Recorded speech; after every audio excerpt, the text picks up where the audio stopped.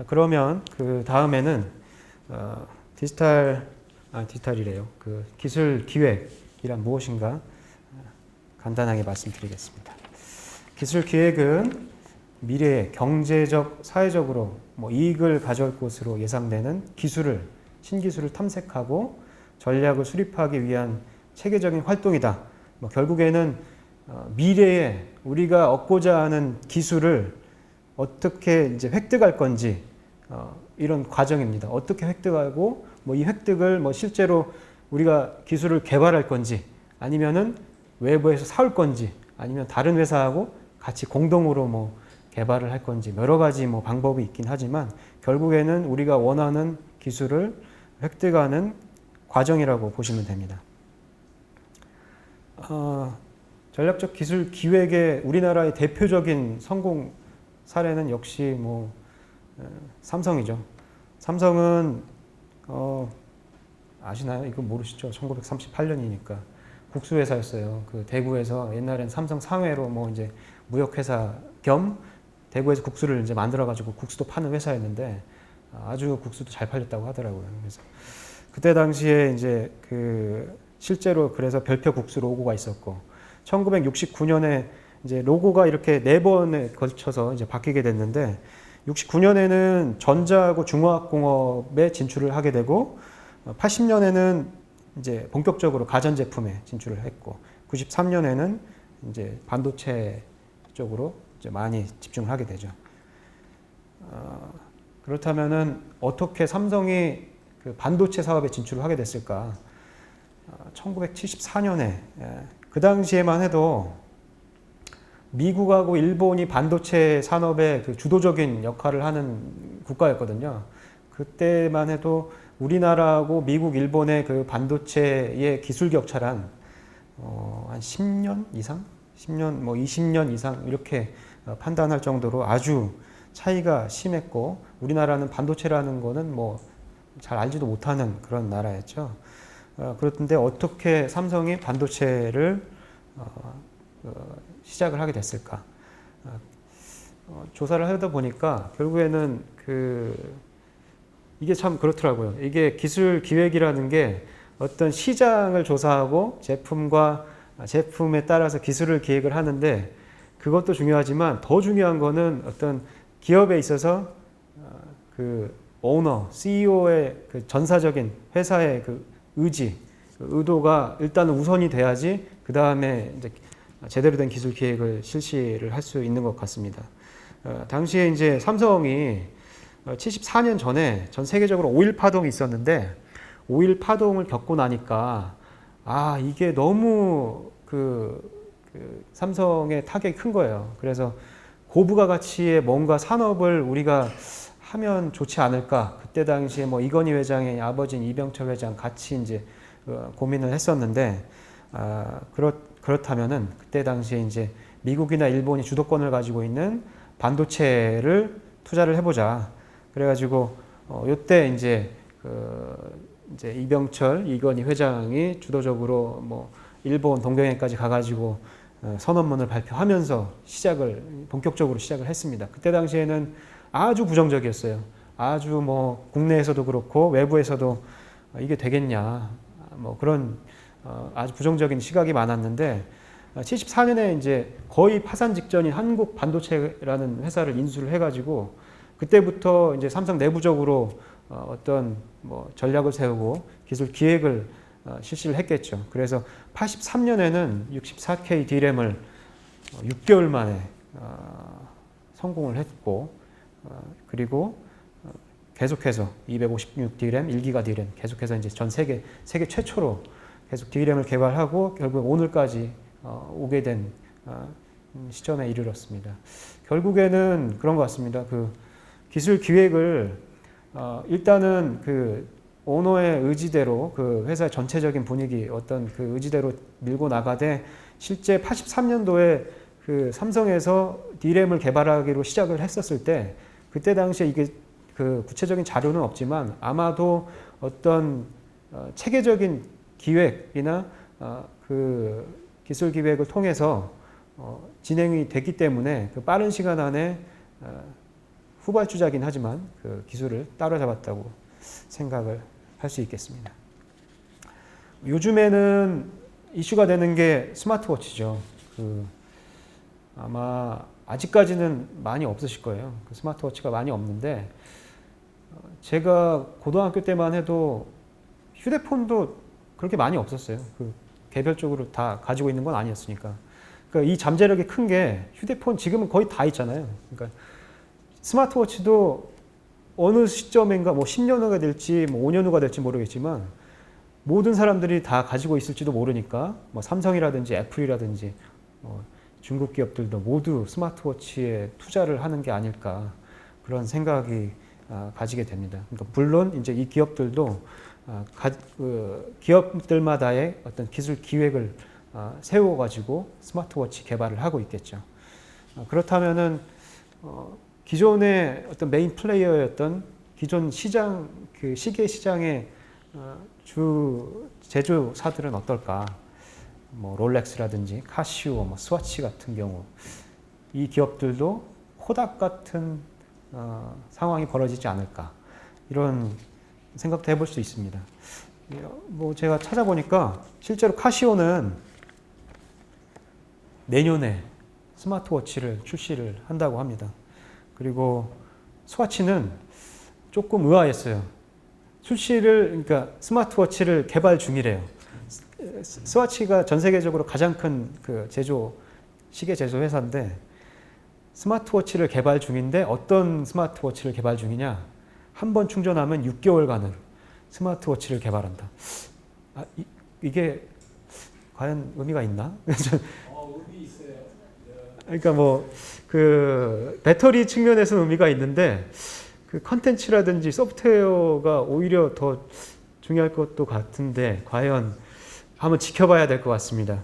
그 스와치가 어떤 식으로 진행할지에 대해서는.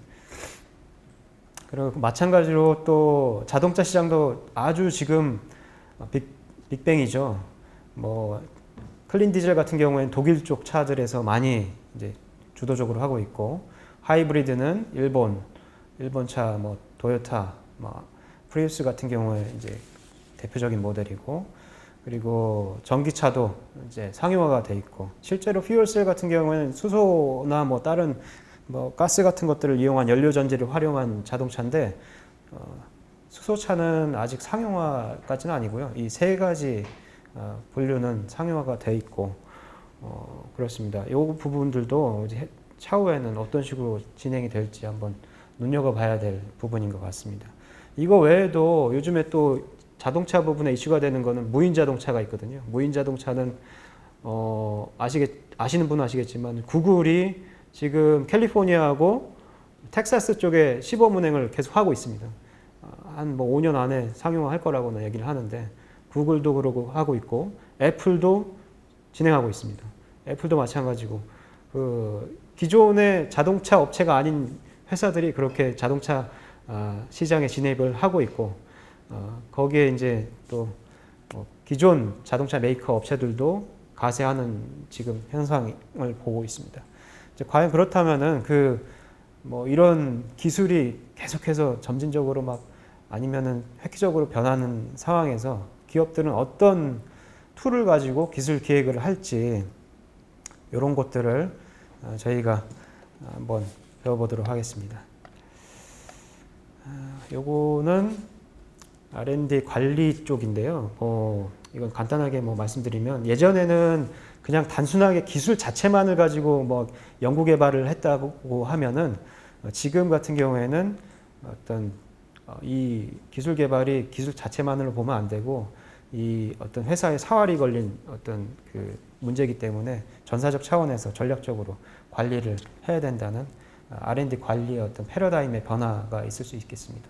그리고 저희가 지금 연세대학교 기술경영 협동과정에서 다루고 있는 인간 중심의 기술 경영도 결국에는 뭐 4세대가 될지 그 후세대가 될지 모르겠지만 이 부분에 있어서도 도입이 아마 돼야 될 부분이라고도 저도 생각을 하고 있습니다. 지난 시간에 이제 기술 예측을 배웠죠. 기술 예측하고 기술 기획은 아주 밀접한 관계예요. 기술 기획에 어떤 기술 예측이 포함될 수도 있고요. 기술 기획 전 단계 기술 예측을 하고 난 후에 기술 기획을 할 수도 있긴 한데 그거는 뭐 크게 중요하지 않고 실제로 어떤 여기 이제 회사 차원에서 그 기회를 찾고 사업의 비전이라든지 전략을 세운 다음에 그 다음에 그 전략이나 비전을 수행하기 위한 것으로 기술 전략을 수립하게 되는데 기술 전략에서는 먼저 현재 상황하고 미래 상황을 예측을 하고 그 다음에 그 툴로서 기술 로드맵을 활용을 해가지고 우리가 지금 현재 시장이 어떻고 제품이 어떻고 그 다음에 그 제품을 개발하기 위해서는 어떤 요소 기술들이 필요한지에 대한 기술 로드맵을 완성을 하고 그 로드맵을 완성하는 단계에서 실제로 핵심 기술이 도출되고 핵심 기술을 도출하는 또 방법에는 기술 트리가 있습니다. 기술 트리는 뭐 기술이 어떤 기능적으로라든지 기술의 그 어떤 하이어라키 상에서 세부적으로 나뉘어지는 요소 기술의 또 요소 기술이 될 수도 있고요. 사실 이 수업은 경영학과에서 이루어지는 수업이고 공대에서 이루어지는 수업이 아니라서 기술 트리는 팀 과제로 나갔을 때 어디까지 접근해야 될지는 한번 고민을 해봐야 될 것 같습니다. 왜냐하면은 그 해당 기술에 대해서 아주 고난도의 지식이 없는 한 기술 트리는 그렇게 세분화시키기가 어렵거든요. 그래서 오히려 기술 로드맵을 먼저 구축을 하고 기술 트리는 어디 단계까지 그 수행을 하실지에 대해서는 팀에서 한번 논의를 해보시고 아마 제품이나 기술이나 뭐 회사마다 조금씩 차이가 아마 클 겁니다. 그래서 그 부분은 고려를 하시고 진행을 하시면 좋을 것 같습니다. 결국에는 그 기술 로드맵은 어떤 회사에서 경영 비전이나 전략을 수립하는 목표 달성을 위한 수단이고 그 기술 로드맵을 확보를 하기 위해서는 기술 트리를 이용을 하게 되는 겁니다. 일단 기술 로드맵에 대해서 말씀을 드릴게요. 기술 로드맵은 미래의 시장에 대한 예측을 바탕으로 수요를 충족시키기 위해서 미래에 개발해야 될 기술이나 제품을 예측해서 대안을 선정하는 방법론입니다. 이거는 개념도인데요. 예를 들어서 기술이 오른쪽 그 오른쪽은 이제 가로축은 시간축입니다. 가로축은 시간축이고 세로축은 그 상단이 기술이고 하단이 제품이나 시장이라고 보시면 되는데 어떤 기술이 있고요. 이 기술이 시간이 지나면서 점진적으로 기술이 발전이 되거나 아니면 획기적으로 발전이 될 수가 있겠죠. 그래서 기술은 이런 식으로 기술 개발 활동에 의해서 기술이 발전이 됩니다. 기술이 분화될 수도 있고요. 이런 기술을 도입을 해서 어떤 제품이 만들어지겠죠. 예를 들어서 아까 디지털 카메라 같은 경우에도 디지털 카메라 기술이 있겠죠. 요소 기술들이 있을 거고 이 기술이 어떤 제품에 도입이 될 겁니다. 그렇게 되면은 사실 이 시간축에서 기술이 제품보다는 뒤쪽에 와야겠죠. 그래서 기술이 먼저 있고 나서 그 다음에 제품이 있고 그렇게 됩니다. 요거를 거꾸로 생각하시면 돼요. 시장하고 제품이 어떨 것이니까 어떤 기술을 개발을 해야 되겠다라고 생각하시면 됩니다. 요거를 보시면 되는데요.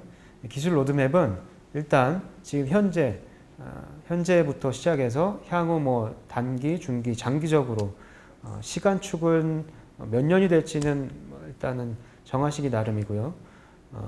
일단은 마켓이 어떤 식으로 변할지 현재 마켓이 이런데 향후에는 어떤 식으로 마켓이 변할지에 대한 예측을 해야 될 거고요. 이런 예측은 지난 시간에 배웠던 기술 예측 시간에 배웠던 방법론을 활용하실 수도 있고요. 그리고 그 마켓이 시장이 이런 식으로 변하니까 그 시장에 필요한 제품은 어떤 것이 있을 거다. 그래서 뭐 그 제품에 대한 분류군을 밑에다가 시장하고 연계돼 가지고 밑에다 배치를 하시면 돼요. 그 제품도 또 제품별로 발전을 하겠죠. 뭐 카메라가 예를 들어서 디지털 카메라 같은 경우에는 처음에는 뭐 300만 화소, 그 다음에 P2가 되면은 500만, 1000만 이런 식으로 갈 수도 있겠죠. 그리고 다른 형태의 뭐 카메라라든지 다른 게 나올 수도 있고요. 그렇다면은 P1, P2, P3 뭐 이런 기술, 이런 제품들을 만들기 위해서는 어떤 기술이 필요하냐? 300만 화소의 카메라를 만들기 위해서는 어떤 기술이 필요한가? 뭐 이런 기술들이 있겠죠. 여기에는 단순하게 표현하기 위해서 T1으로만 돼 있지만 아마 그 하위단에는 수없이 많은 기술들이 있을 겁니다. 그래서 그 부분들은 실제 나중에 나오는 기술 트리에서 그 하위단 기술들은 예. 이 마켓 트렌드라는 게 여기서는 M1에서 M2로 발전하는 형태인가요? M1에서 M2로 발전할 수도 있고요. 아예 바뀌어버릴 수도 있습니다. 그러니까 점진적으로 뭐 시장이 뭐 예를 들어서 마켓이 사용자들은 좀 더 고화질의 그 디지털 카메라 화소의 카메라를 원한다라고 했을 때 마켓이 뭐 그렇게 바뀔 수도 있고 아니면 그 기존의 시장이 아니라 완전히 새로운 시장이 마켓으로 설정이 될 수도 있고요. 예. 그거는 이제 그때 이제 설정하기에 따라서 다르게 될 것 같습니다. 지난 시간에는 네. 다수의 시나리오를 생각을 해봤는데 이거 같은 경우는 단일 시나리오만 생각을 해가지고 그거는 아닙니다. 그 여러 가지 시나리오가 있으시면은 일단은 시간 차원에서 배치를 해 놓으시고 거기에 맞게끔 어떤 제품이 또 나올 수가 있기 때문에 가능성은 다 열어두시고 진행을 하시면 좋을 것 같습니다. 나중에도 말씀드리겠지만 처음에 기술 로드맵을 작성을 하실 때는 본인 회사가 가지고 있는 재원이라든지 뭐 시간, 노력, 뭐 여러 가지 이런 것들은 고민하지 마시고 일단은 다 할 수 있다. 뭐 제한은 두지 마시고 일단은 만드시고 그 후에 어떤 기술을 개발할지 어떤 제품을 뭐 개발할지 뭐 어떻게 갈지에 대해서는 나중에 그 회사의 사정에 맞게 시간이나 재원이나 여러 가지 사정에 맞게 선택을 하시면 됩니다. 그리고 그 기술이 이제 선정이 되면 그 기술을 개발하는 아니면 도입하는 어떤 프로젝트들이 있겠죠. 그 하위 단위에는. 네, 여기 지금 오늘 이제 이 수업에서는 아마 여기 이제 R&D 프로젝트까지는 고민은 하지 않으셔도 될 것 같습니다.